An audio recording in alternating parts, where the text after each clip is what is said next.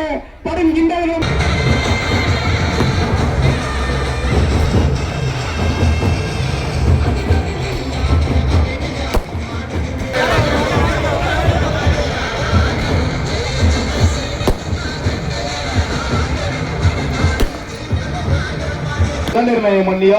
விவசாயிகள் குரலுக்கு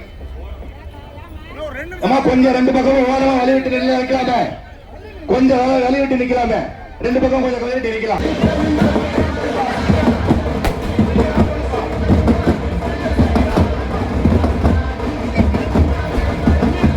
இருந்தால்தான் மாநிலத்துக்கு தேவைப்படுகின்ற நிதி நமக்கு கிடைக்கும்.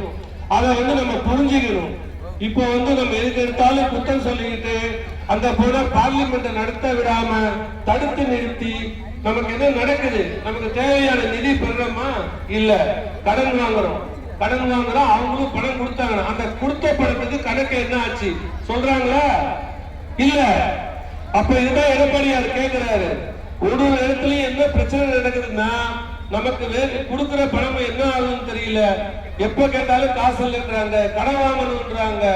இதே பிரச்சனையில பேசிட்டு இருக்காங்க.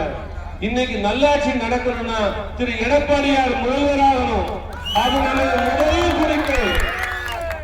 மத்தியிலும் மாநிலத்திலும் ஓராட்சி நடக்க வேண்டும். அதே மாதிரி ஐயா பாரிவேந்தர் அவர்கள் உங்களுக்கு பெரம்பலூர்ல எம்பியா இருக்கும் போது என்னென்ன வாக்குறுதி கொடுத்தாங்க, எப்படி செயல்படுத்தினாங்க நமக்கு எல்லாருக்கும் நல்லா தெரியும். அதே மாதிரி நேர்மையான கேண்டிடேட்டா எல்லா இடத்துலயும் ஐயா போட்டுக்கிறாங்க. ரெண்டு இடத்துலயும் எடப்பாடியார் ஆட்சியிலையும் நேர்மையான கேண்டிடேட்டா எல்லா இடத்துலயும் வர்றாங்க. நீங்க திமுக அண்ணா திமுக ஆட்களோட பழகி பாருங்க.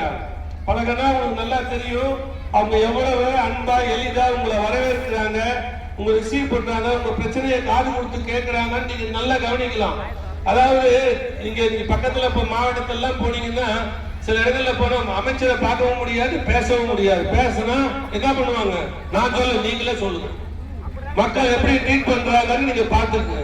இன்னைக்கு அந்த மாதிரி ஒரு ஆட்சி இல்லாமல் ஒரு நல்ல ஆட்சி மலரணும்னா நமக்கு ரெட்டலையில நம்ம ஓட்டு ரெட்டலை. மக்களுக்கு எடுத்து சொல்லுங்க. கிராமத்தில் இருக்கிற ஒருவரும் ஐயாவுக்கு பரிச்சயப்பட்டவர்கள். ஐயாவுக்கு மட்டுமில்ல, இந்திய ஜனநாயக கட்சியின் நிர்வாகிகள் அனைவருக்கும் பரிச்சயப்பட்டவர்கள். இன்று இங்கே நம்ம கூடியிருக்கிறது எதற்காக? நம்ம எலெக்ஷன் வருது, இப்ப நம்ம ஜாக்கிரதையா இருக்கணும். அப்படின்னு இப்ப சின்னத்தை உங்களுக்கு அறிமுகப்படுத்த தேவையில்லை. புரட்சி தலைவரால் தந்தெடுக்கப்பட்ட பொன்னான சின்னம், புரட்சி தலைவரால் வளர்க்கப்பட்ட சின்னம். அதே மாதிரி புரட்சி தமிழர் திரு எடப்பாடியாரின் சின்னம் இரட்டை இலை. அதே போல் பாரிவேந்தரின் ஆசி பெற்ற சின்னம் இரட்டை இலை. உங்களுக்கு எல்லாம் தெரியும்.